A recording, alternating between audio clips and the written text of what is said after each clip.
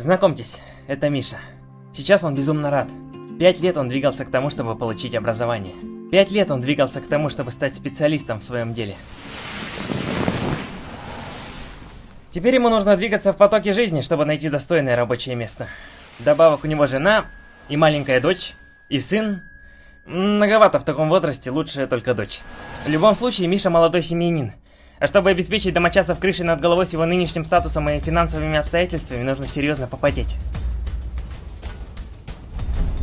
Мише бы пришлось нелегко, благо он гражданин Якутска. А в Якутске действует программа «Молодая семья». Не слышал?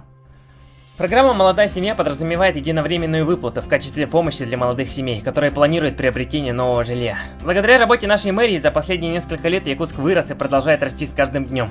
Не сколько вширь, сколько вверх. Квадратные метры появляются один за другим, давая молодым семьям возможность построить свое собственное гнездо. Как и за пределами центра за счет новых земельных участков, так и в пределах за счет сноса ветхих зданий.